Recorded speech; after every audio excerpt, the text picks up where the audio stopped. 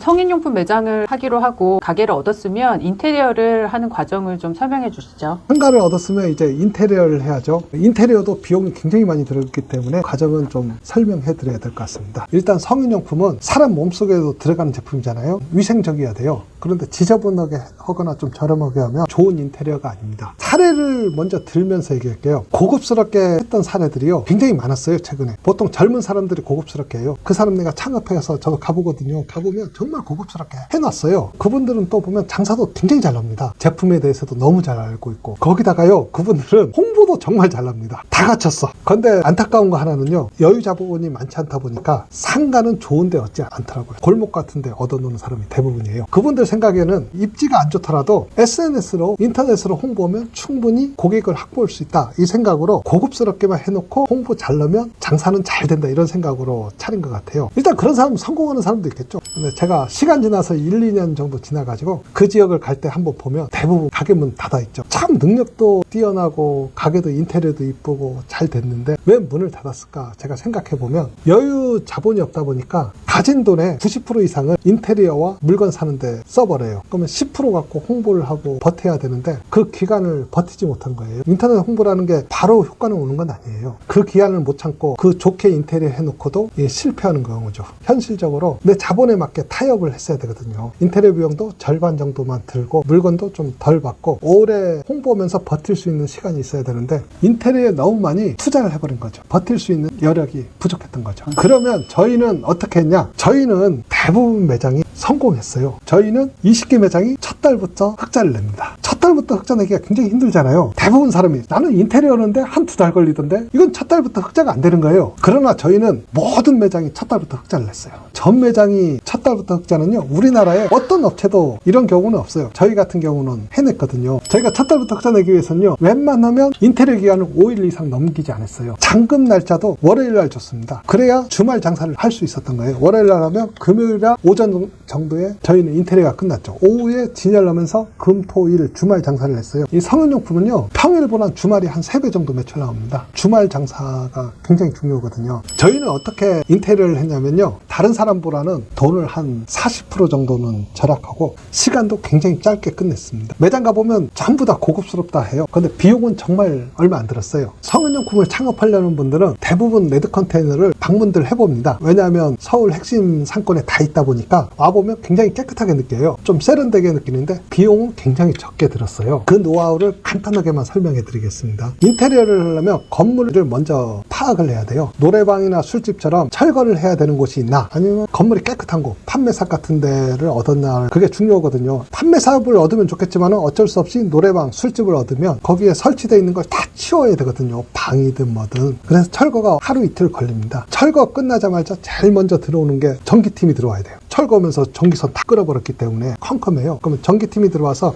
2, 3일 전기를 합니다. 전기 오는 동안 간판업체가 들어와서 간판을 달아줘야 돼요.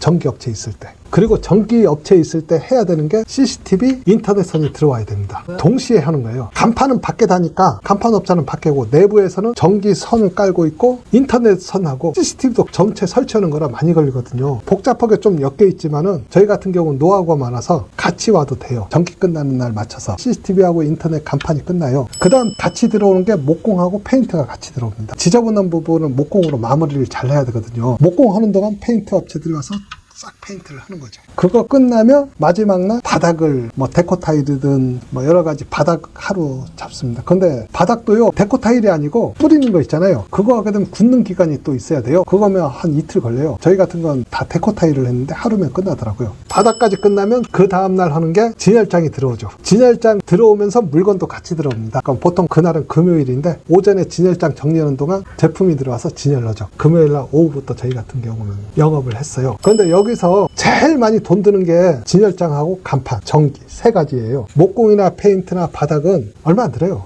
다 해봐야 하루 해도 100만 원 정도 선에 끝나면 되니까. 근데 진열장은 왜 돈이 많이 드냐? 한 30평이다 기준 넣으면 벽을 진열장으로 돌릴 거잖아요. 25개 정도 들어갑니다. 하나당 50만 원만 잡아도 1,200~300이 들어요. 그 다음 벽을 다 돌리면 센터장을 해야 하잖아요. 센터장은 그냥 넉넉히 100만 원이다 치면 한 4~5개가 들어와야 돼요. 그 다음 카운터가 들어오고, 그러면 30평 하면 진열장 카운터가 2천만 원 정도 들어요. 그러니까 비용이 많이 드는 거죠. 저희 같은 경우는 가맹점까지 해서 한 30개 정도 해봤기 때문에 정말 공장을 많이 다녔어요.